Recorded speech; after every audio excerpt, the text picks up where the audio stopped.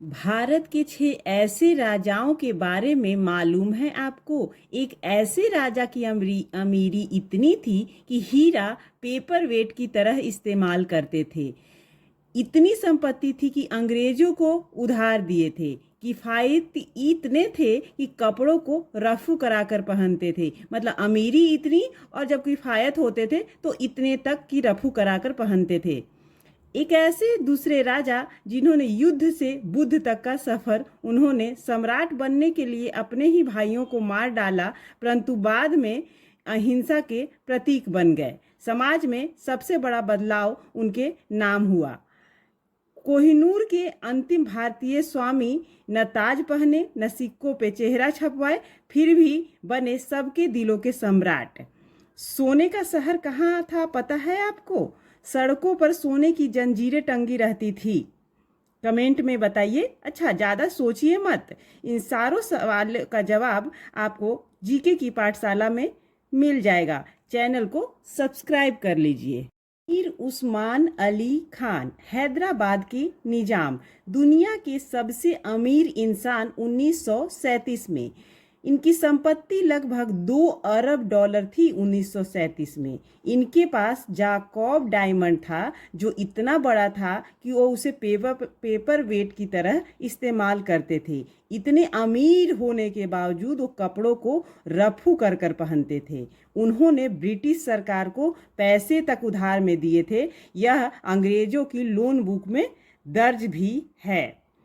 सम्राट अशोक, युद्ध से बुद्ध तक का सफर इन्होंने तय किया। विशाल साम्राज्य जिसमें भारत, पाकिस्तान, नेपाल, अफगानिस्तान तक शामिल थे।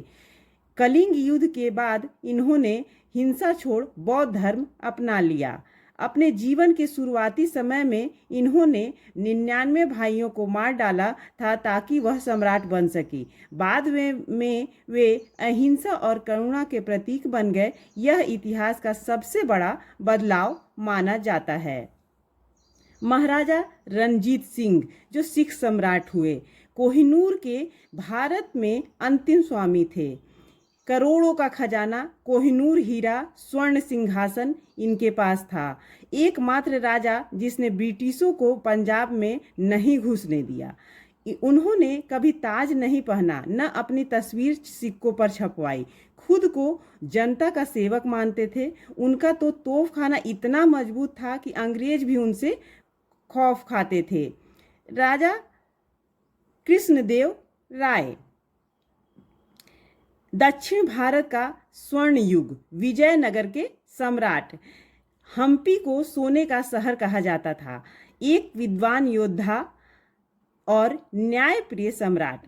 पुर्तगाली यात्री डोमिगोस पेस ने लिखा था कि राजा की सड़कों पर सोने की जंजीरें टंगी रहती थी, जिन्हें कोई भी खींचकर न्याय मांग सकता था। उन्होंने विदूषक तेनालीरामन को अपनी दरबार का हिस्सा बनाया था। गुप्त मौर्य सम्राट, पहले अखिल भारतीय सम्राट, तक्षशिला से पाटलिपुत्र तक फैला हुआ विशाल साम्राज्य। चाणक्य की रणनीतियों से मगध साम्राज्य की नींव रखी। जीवन के अंतिम दिनों में सब कुछ त्याग कर जैन साधु बन गए और भोजन त्याग कर संथारा स्वैच्छिक मृत्यु इन्होंने अपना ली।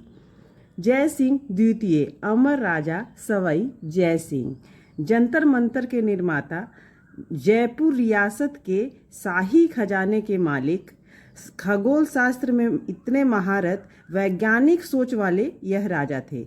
इन्होंने 5 जगहों पर जंतर मंतर बनवाया: दिल्ली, जयपुर, वाराणसी, उज्जैन और मथुरा।